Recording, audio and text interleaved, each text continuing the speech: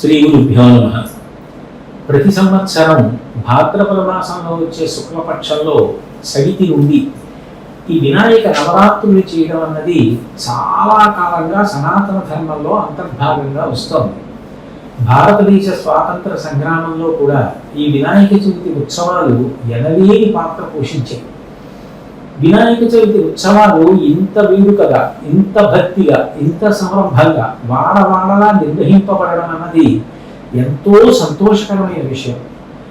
ప్రతి వీధిలోనూ కూడా అందరూ కూడబలుక్కుని చందాలు వేసుకుని పందిరి వేసి అక్కడ వినాయక ప్రతిమని నెలకొల్పి ప్రాణప్రతిష్ఠ చేసి ఈ ఉత్సవాలు చేస్తున్నారు.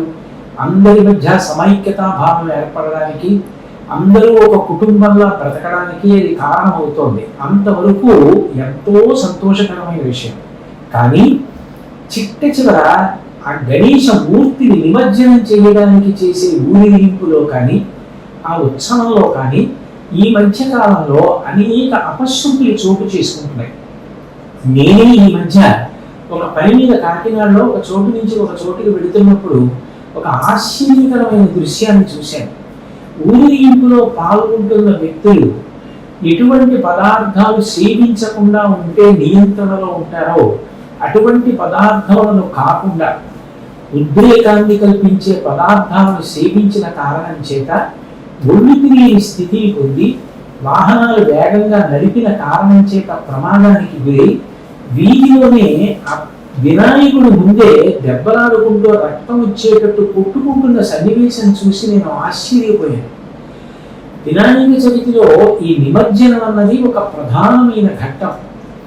నీటి ఎందు నిమజ్జనం చేస్తాం. నీరు సమస్త భూతములకు ప్రాణం. సంజీవనం సమస్తస్య జగత సర్వాత్మిక భవ ఇత్యుచ్యతే గుర్తి భవస్య పరమాత్మనః అంటారు వ్యాసుల వారు. నీటి రూపంలోనే సమస్త ప్రాణుల యొక్క ప్రాణములను భగవంతుడు నిలబెడుతూ ఉంటాడు. అటువంటి నీటిలో వినాయకమూర్తిని నిమజ్జనం చేశాము అంటే దాని అర్థం ఆ నీటిలో ఆయన ప్రవేశించి కలిగిన కారణం చేత సమస్త భూతముల యొక్క ప్రాణశక్తి బాగా నిలబడాలి. రెండు వానాకాలంలో వచ్చిన వరదలలో ఒంటు మట్టి అంతా కొట్టుకుపోతుంటుంది నదులలో. ఇప్పుడు మట్టితో చేసిన వినాయక మూర్తులను నిమజ్జనం చేసిన కారణం చేత అనేక ఔషధీ విలువలు కలిగిన పత్రులను కూడా పట్టుకెళ్ళి ఆ నదులలో నిమజ్జనం చేసిన కారణం చేత నీరంతా కూడా కల్మషరహితమై ప్రాణులు త్రాగటానికి వీలుగా తయారవుతుందని, నదుల యొక్క అడుగు భాగంలో ఒండ్రు మట్టి మళ్ళీ పేరుకుంటుందని ఇటువంటి ఈ నిమజ్జన ఉత్సవాన్ని ఏర్పాటు చేశారు. ఇది నిర్వహించేటప్పుడు భక్తి ప్రపత్తులతో నిర్వహించడం చాలా చాలా అవసరం. కానీ ఉత్సవాన్ని నిర్వహించేటప్పుడు ఉన్న భక్తి ఎట్లా ఉంటుందో నిమజ్జనంలో కూడా అట్లా ఉండకుండా ఉండే పరిస్థితి కలగకూడదు.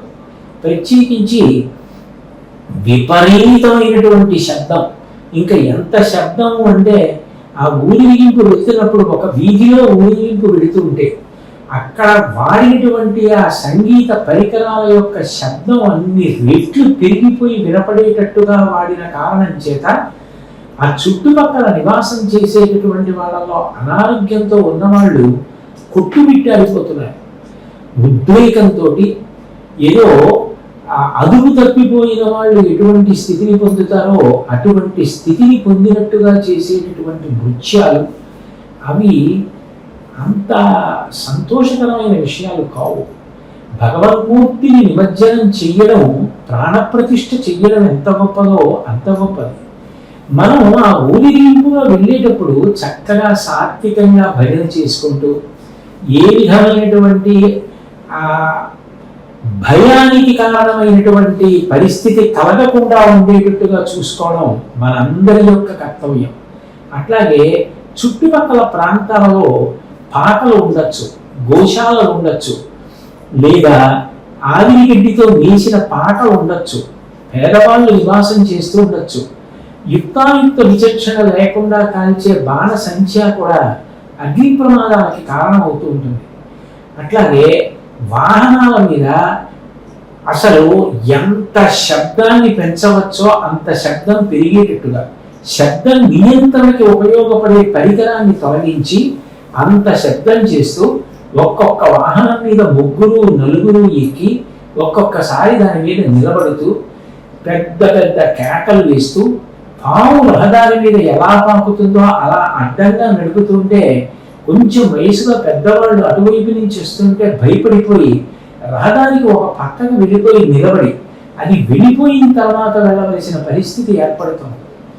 ఇవి నేను చాలా ప్రేమతోటి చాలా సోదర భావంతో చెప్తున్న మాటలు తప్ప ఎవరిని విమర్శించాలన్నది నా ఉద్దేశ్యం కాదు.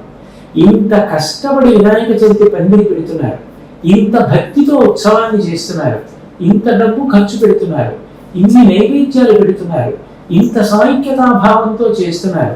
చివరికి వచ్చేటప్పటికి నిమజ్జనం దగ్గర మనం కట్టు తప్పిపోవలసిన పరిస్థితి ఎందుకు ఏర్పడాలి?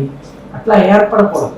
మనకి సంప్రదాయ సిద్ధంగా వచ్చే మంగళవాద్యాలు ఏమున్నాయో చక్కగా అటువంటి మంగళవాద్యాలతోటి, మంచి కీర్తనలతోటి, పాటలతోటి, భజనలతోటి మనందరం కూడా క్రమశిక్షణా భావంతో చూస్తుంటే మనసులో కలిగినటువంటి ఉద్వేగం కూడా నిలిపోవాలి. రెండు చేతులు అప్రయత్నంగా పైకి లేచి నమస్కరించగలగాలి. ఆ ఊరేగింపు చూడడం అన్నది ఒక ముచ్చటైన విషయంగా మారాలి. దాని పేరే ఊరేగింపు. అందరూ పందిరి దగ్గరికి వెళ్ళి స్వామిని దర్శనం చేయకపోవచ్చు, కానీ నిమజ్జనానికి వెళ్ళేటప్పుడు స్వామియే ప్రతి ఇంటిలో ఉన్న వాళ్ళని చూస్తూ పెడతాడు. ఊరికి ఏమించుగా, ఈ ఊళ్ళో ఇదిగో ఈ వీధిలో ఈయన ఉన్నాడు, గత సంవత్సరం కొత్తగా వివాహమైంది, ఈ సంవత్సరం నీ అనుగ్రహం చేత కొడుకు పుట్టాడు లేదా కూతురు పుట్టింది అని ఊరిని ఎలిగింప చేస్తూ స్వామిని తీసుకెళ్లేటటువంటి ఉత్సవం. అది ఎంతో భక్తి శ్రద్ధలతో ఉండాలి. కాబట్టి ఇంత బాగా ఇంత భక్తిగా చేస్తున్న ఈ ఉత్సవాలలో చిట్ట చివర నిమజ్జనం దగ్గరికి వచ్చేటప్పటికి అపశృతులు జరగడం, ప్రమాదాలు జరగడం, శరీరావయవాలు భిన్నం కావడం, నేరాలు జరగడం, ఉద్వేగాలకి లోనవడం, భయంకరమైనటువంటి రీతిలో శబ్దాలు వినపడేటట్టుగా ఆ పరికరాలను ఉపయోగించడం, ఇటువంటి వాటిని తగ్గించి మనందరం కూడా ఈ విషయంలో కొద్దిగా మార్పు చేసుకుంటే ఎంతో బాగుంటుంది, అందరూ సంతోషిస్తారు. కాబట్టి నేను ఈ చూసిన వరకు సమాజ శ్రేయస్సు కొరకు అందరూ బాగుండాలన్న ఉద్దేశ్యంతో కేవలం ప్రేమ భావన తప్ప ఎవ్వరిని విమర్శించడం నా ఉద్దేశ్యం కాదు. ఒక మంచి మాట చెప్తే తెలియని వాళ్ళు ఎవరైనా ఉంటే తెలుసుకుని దిద్దుకుంటారన్న ప్రేమతో నేను ఈ మాటలు చెప్తున్నాను.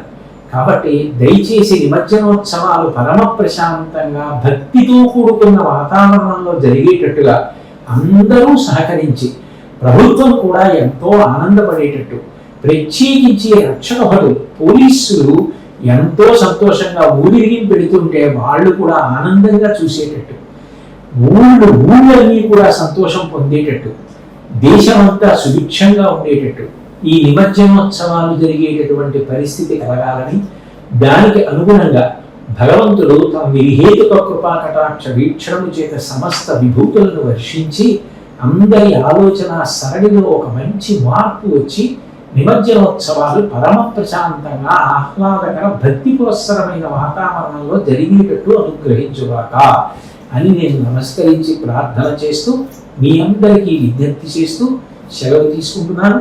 స్వస్తి.